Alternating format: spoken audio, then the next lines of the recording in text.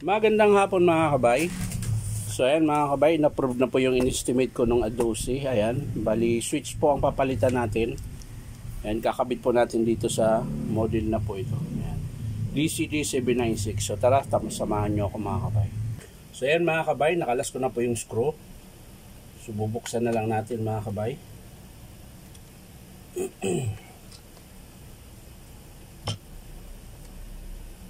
Ayan.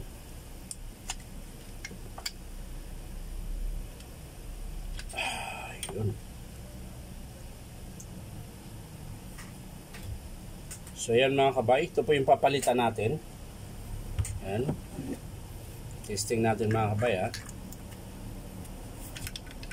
Ayan po, wala po siyang power. Ayan. So ngayon, testing natin yung bago na assembly na switch. Ayan.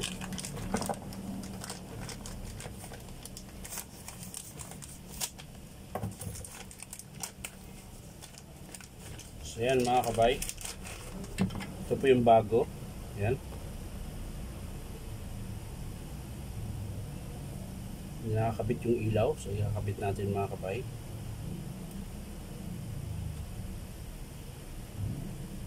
Ayan. So titesting muna natin mga kabay bago natin ikabit.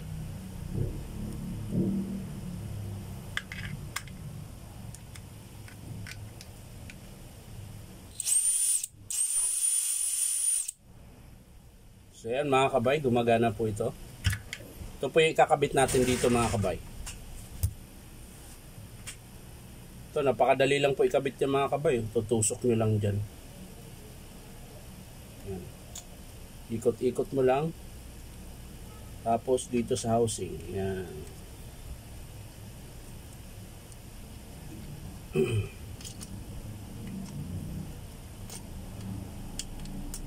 Ayan. Pag lumapat po siya dyan mga kabay, yan, ayos na yan.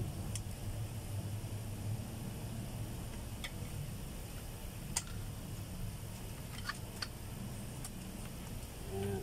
Lalagyan na natin yung tornilyo mga kabay na dalawa. Para hindi siya makalas.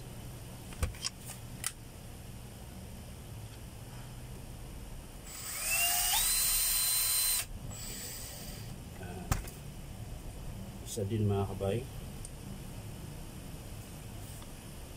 Ganun din po. Ayan. Tapos yung sa selector ng ilaw mga kabay.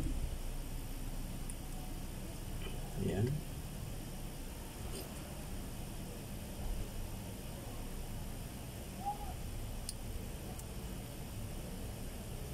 So yan po yun mga kabay.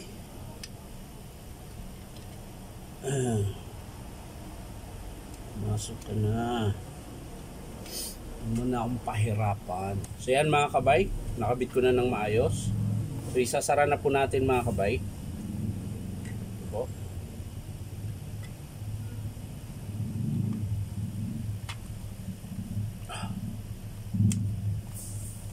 Ayun.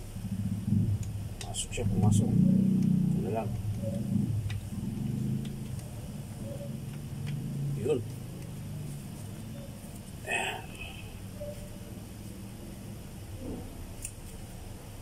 Lalagyan muna natin dito mga kabay para hindi siya makalas. At syempre yung dito ikot muna natin.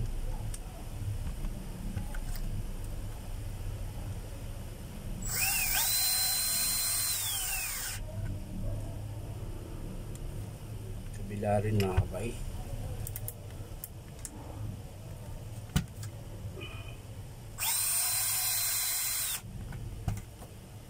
So ayan mga kabay, nasara ko na po. So titesting na po natin mga kabay. Ayan, titesting po natin.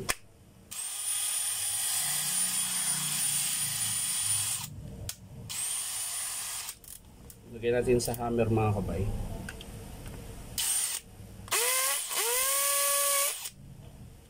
Drill. So yan lang po mga kabay, bali ang pinalitan natin switch Pero buo na po yun, pati motor kasama. So yan lang po mga kabay, maraming salamat. Bye bye.